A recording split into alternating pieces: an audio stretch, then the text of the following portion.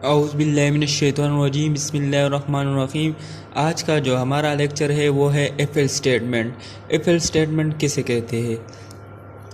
पहले तो मैंने लेक्चर में जो मैंने दिया था वो था इफ़ स्टेटमेंट। अब पढ़ेंगे if else statement. If else statement हम क्यों सी प्रोग्रामिंग में यूज़ करते हैं?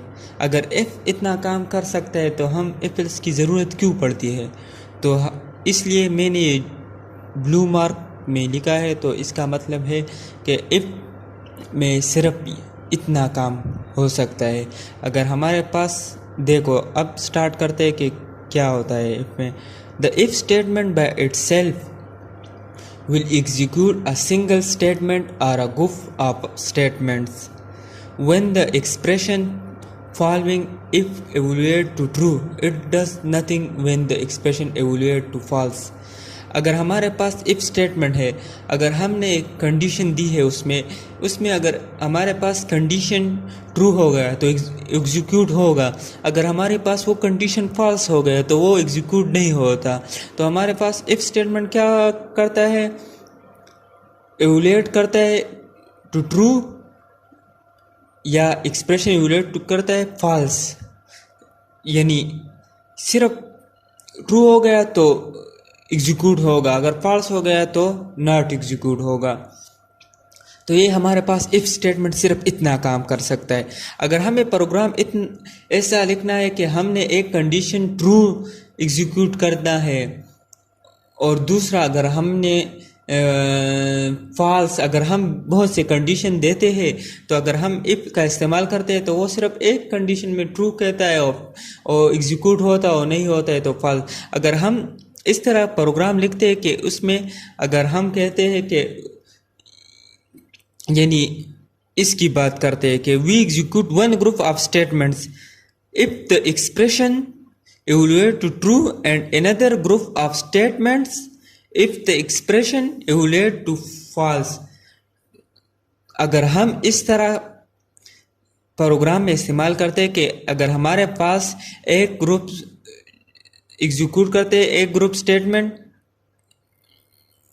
ट्रू होता है, और अगर हम दूसरा प्रोग्राम में दूसरा ग्रुप के इस स्टेटमेंट डालते हैं और वह हमारे पास फॉल्स होता है तो हमारे पास वो जो पहला वाला ट्रू होगा तो वो एग्जीक्यूट होगा और फॉल्स से। तो इस तरह की प्रोग्राम में लिखने को हम किसकी ज़रूरत है? इफ़ एल्स स्टेटमेंट की ज़रूरत है। तो हम ये तो मैंने सिर्फ इंग्लिश में इफ़ की ये बातें हैं। इफ़ हमारे पास सिर्फ इतना जो इंग्लिश में मैंने लिखा है इसका मतलब है कि इफ़ हमारे पास सिर्फ इतना वर्क कर सकते हैं। और हम अगर ये चाहते हैं तो हम कि अगर हमारे पास एक प्रोग्राम एग्जीक्यूट करना है, उसमें एक statement if the expression evaluate to true and another group of statement if the expression evaluate to false, तो हमें क्या करना है? तो इसके लिए हमारे पास इफ एल्स स्टेटमेंट की ज़रूरत है। अब जाते हैं इसके एग्जाम्पल की तरफ कि हमारे पास इस पर एग्जाम्पल किस तरह होता है। अब हमें एक एग्जाम्पल दिया है कि हम कहते हैं कि हमारे पास if his basic salary is less than rice 1500 in a company an employee is paid as under in his basic salary is if his basic salary is less than rice 1500, अगर उसकी सैलरी 1500 से कम है then HRA is equal to 10%। तो हमारे पास एक condition क्या दिया है कि सैलरी 1500 से कम है तो हमें HRA कितने होगा? 10% होगा। अब basic salary and DA is equal to 90%, और DA इसकी एब्रीविएशन मुझे पता नहीं क्या है, डिस्काउंट या कुछ और, इसका मतलब वो 90% होगा। तो हमें कहते हैं कि एक कंडीशन ये दिया है कि हमारे पास अगर उसकी सैलरी 1500 से कम है तो हमारे पास HRA 10% होगा और DA 90% होगा। अब basic salary if his salary is either equal to और अबव राइस 1500, या दूसरा कंडीशन दी है कि हमारे पास उसकी सैलरी 1500 के बराबर है या ज़्यादा है, तो उसके कंडीशन में क्या होगा? तो HRA हमारे पास 500 होगा और DA हमारे पास 98% होगा। अब बेसिक सैलरी, तो ये हमारे पास एग्जाम्पल दिया है। तो इसको अब हम प्रोग्राम में लिखते हैं। चलो हम इसको स्टार्ट करते हैं कि प्रोग्राम में इसको किस तरह लिखते हैं। एक कंडीशन हमें इस प्रोग्राम में ये दिया कि if his salary basic salary is less than 1500 then HRA is equal to 10% of basic and 90%. If his salary is either equal to और अबव देन, तो हमारे पास 2 कंडीशन है, एक ये दूसरा ये. अब जाते हैं प्रोग्राम में ये किस तरह लिखते हैं. चलो स्टार्ट करते हैं. प्रोग्राम की तरफ देखो. मेन, ये तो हमारे पास मेन फंक्शन है. फिर फ्लोट इस्तेमाल करते क्योंकि हमारे पास सैलरी का ग्रोस सैलरी पेंड करते हैं, तो इसमें हमारे पास फ्रैक्शन में भी जाते हैं, तो इसलिए फ्लोट इंटीजर से बेस्ट है. ये हमारे पास बेसिक सैलरी है, ये ग्रोस सैलरी, ये DA और ये HRA. अब हम प्रिंट एफ करते हैं.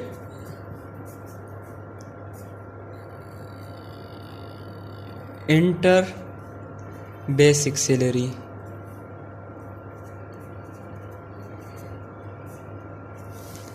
स्कैन एफ, ये तो हमने पहले लेक्चरों में पढ़ा है, ये किस तरह इस्तेमाल.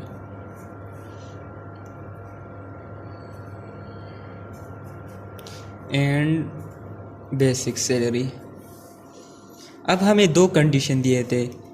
इफ बेसिक सैलरी, पहला नंबर कंडीशन क्या था, लेस देन 1500, तो हमारे पास क्या होगा, HRA is equal to basic salary multiply bye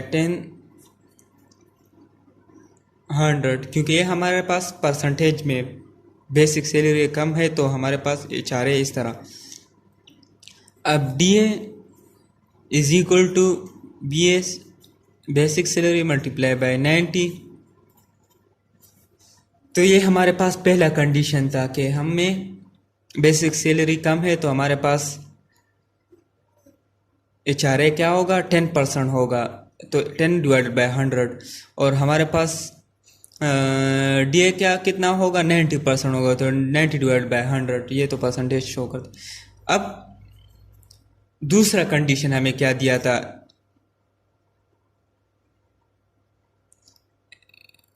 else.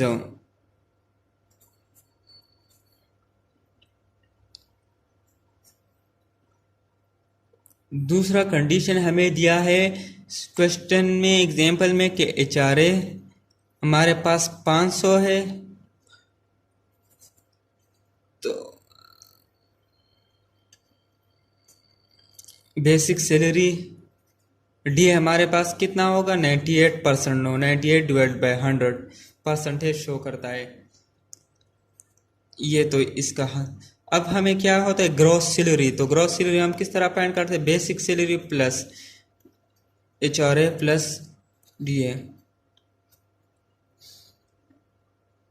और print F.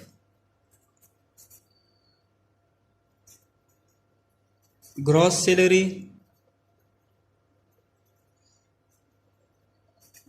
Is equal to RS percent F GS. ये हमारे पास प्रिंट एफ, और ये हमारे पास प्रोग्राम ख़त्म हो गया.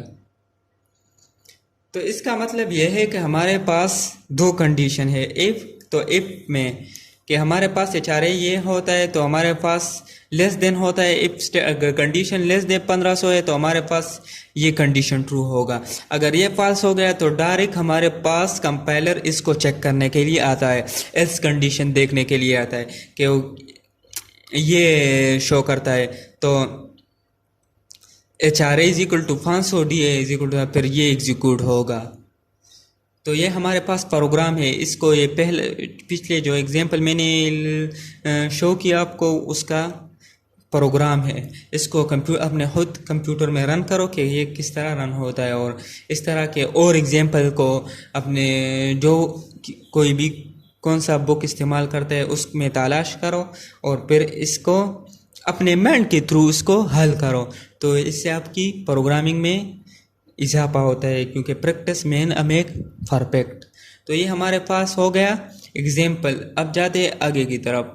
अब हम जाते हैं प्लॉट चार्ट की तरफ। प्लॉट चार्ट की तरफ देखो कि हमारे पास क्या है, स्टार्ट है, प्रोग्राम स्टार्ट हो गया। इसके बाद हमने क्या दिया, बेसिक सैलरी दिया, इनपुट में बेसिक सैलरी। फिर हमारे पास कंडीशन अप्लाई हुआ, इफ़ ये बेसिक सैलरी लेस देन 1500, अगर ये ट्रू होता है तो हमारे पास ये वाला एग्जीक्यूट होगा, कंडीशन ट्रू होंगे। अगर ये फॉल्स होता है तो हमारे पास डायरेक्ट एल्स की तरफ आ जाएगा। ये इफ वाला है, ये एल्स। अगर फिर इसके बाद हमारे पास क्या हो, अगर ये ट्रू हो तो इधर gross salary BS plus HRA plus DA, फिर प्रिंट ये। अगर ये ट्रू होगा तो फिर इसको यहाँ आता है और ये प्रिंट होता है। तो ये हमारे पास ये पिछला प्रोग्राम है उसका फ्लो चार्ट है। तो इस तरह प्रोग्राम बताए। अब जाते हैं आगे की तरफ। अब जाते हैं, पढ़ते हैं नेस्टेड इफ एल्स किसे कहते हैं।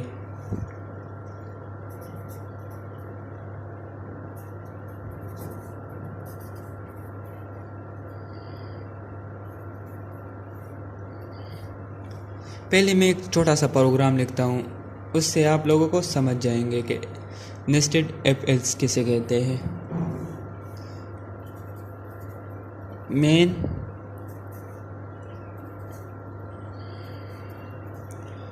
And I print F inter either 1 or 2, scanf %d and I. If I is equal to 1, print if you would go to school। यहाँ आता है तो इसलिए मैंने नीचे लिख लिया।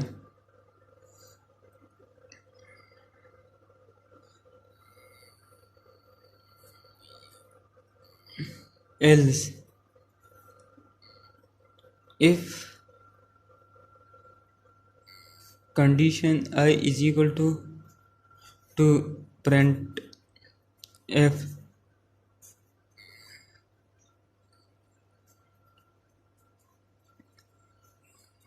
hell was created with you in mind, else print f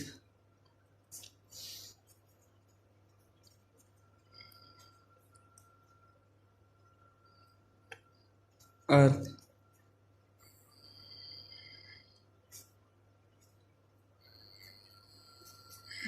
अब ये हमारे पास एक छोटा सा प्रोग्राम हो गया। अब मैं इसमें आप लोगों को बता दूं कि नेस्टेड इफ एल्स किधर है। ये हमारे पास जब इफ कंडीशन दिया, अगर हम एल्स में दोबारा इफ कंडीशन देते हैं तो हमारे पास ये क्या बनता है, if else nested if else बनता है। नोट करिए, the second if else construct is nested. Second यानी हमारे पास ये प्रोग्राम में जब सेकंड ये, तो हमारे पास ये क्या है, नेस्टेड है। इन the first else statement, first else में जब सेकंड इफ ये आता है तो हमारे पास ये क्या होता है, ये हमारे पास नेस्टेड इफ एल्स होता है।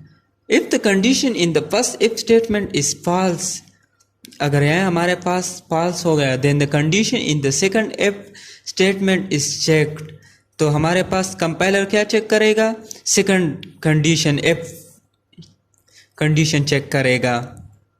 If it is false as well, अगर ये भी गलत हो गया, then the final else statement is executed, तो हमारे पास क्या होगा, फाइनल एल्स की तरफ कंपाइलर आ जाएगा। In the above program an if else occur within the else block. Else block में इफ एल्स अकर होता है। अब the first if statement similarly in some other program and if else may occur in the if block। और कुछ programme है कि उसमें if else हमारे पास if ब्लॉक में भी होते हैं। There is no limit on how deeply the ifs and the else can be nested। अब जाते हैं आगे की तरफ के फॉर्म्स ऑफ इफ कितने होते हैं। अब पढ़ते हैं फॉर्म्स ऑफ इफ।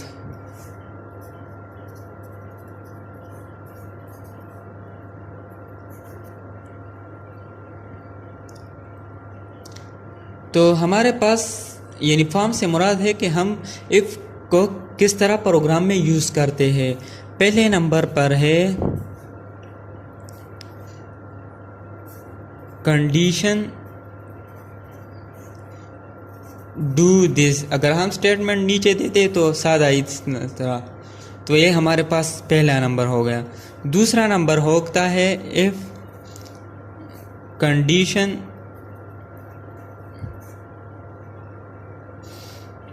या तो नहीं होते हैं, if condition do this and this. तो ये हमारे पास सेकंड कंडीशन के हम ब्रैकेट में स्टेटमेंट को लिखते हैं। थर्ड कंडीशन ये है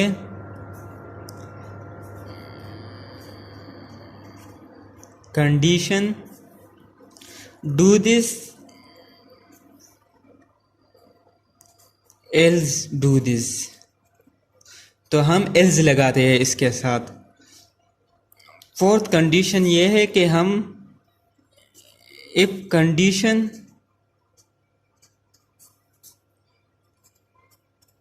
ब्रैकेट हो गया यहाँ डू दिस एंड दिस, और फिर हम क्या लगाते हैं एल्स डू दिस। यहाँ हमारे पास फिर ब्रैकेट हो गया डू दिस एंड दिस।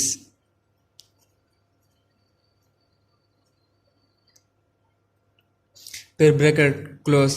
तो ये हमारे पास एक फोर्थ कंडीशन हो गया। इसका मतलब है कि हम प्रोग्राम में इफ कंडीशन इस तरह करते हैं कि डू दिस डायरेक्टली, फिर हम ब्रैकेट में डू दिस एंड दिस।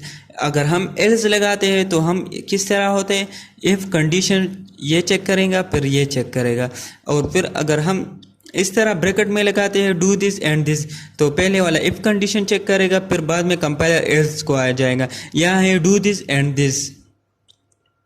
तो ये है आज के लिए इतना काफ़ी है। आगे इसके बाद हम नेक्स्ट लेक्चर में पढ़ेंगे कि लॉजिकल ऑपरेटर में हम इफ स्टेटमेंट इफ एल्स किस तरह इस्तेमाल करते हैं। तो नेक्स्ट लेक्चर इंशाल्लाह हमारे होगा लॉजिकल ऑपरेटर्स के बारे में कि हम इफ स्टेटमेंट और इफ एल्स लॉजिकल ऑपरेटर में किस तरह यूज़ करते हैं। तो आज के लिए काफ़ी है। अगर किसी के पास जो भी बुक है उसको उठा लो और उसमें जितनी भी एग्जांपल है इफ एल्स स्टेटमेंट के बारे में, इफ़ के स्टेटमेंट के बारे में, तो उस प्रोग्राम को रन करो अपने लैपटॉप में, तो इससे आपको बहुत फ़ायदा मिलेगा। तो आज के लिए इतना काफ़ी है। वस्सलाम।